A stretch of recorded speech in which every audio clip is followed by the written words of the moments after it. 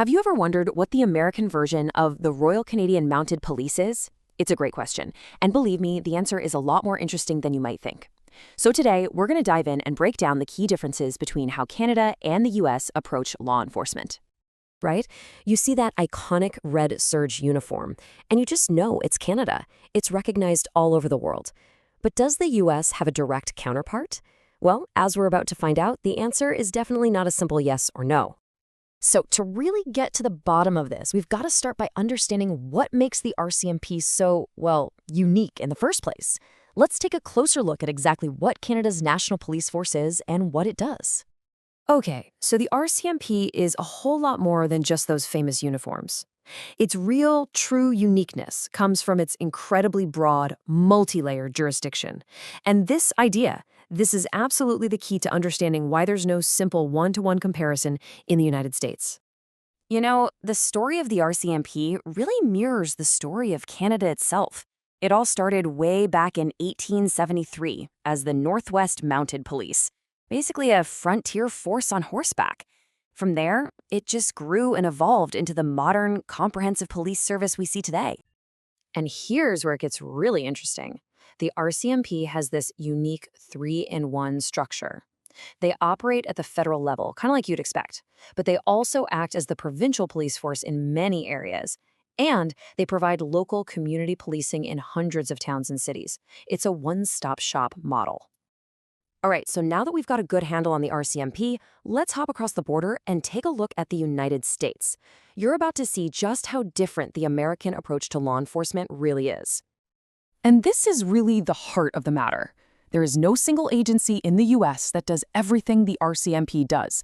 Why? Because the responsibilities of just one Mountie are actually split up among many different agencies and officers in the states.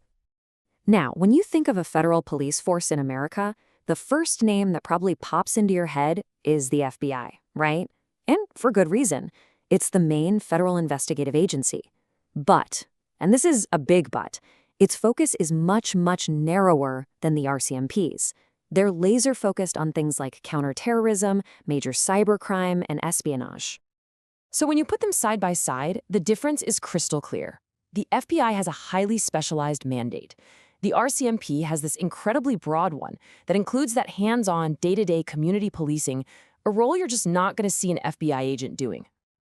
But here's the thing. The FBI is just one piece of a huge, sprawling puzzle.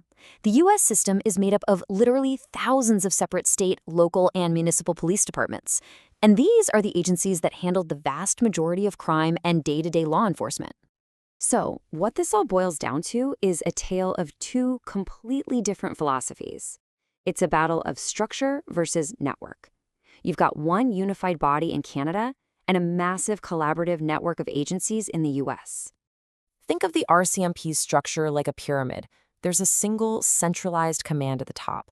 This setup lets them move resources around and keep standards consistent all across the country, from a big city to a tiny, remote town. The U.S. system, on the other hand, well, it's not a pyramid. It's more like a web.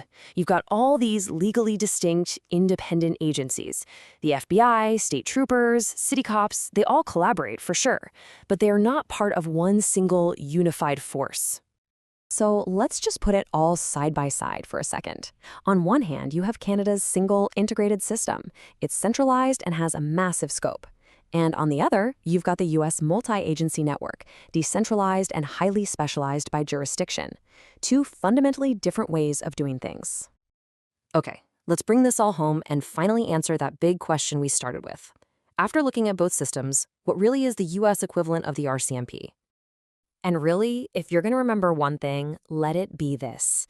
It's the RCMP's deep, direct involvement in local, community-level policing that truly sets it apart from any single American agency. That's the game changer.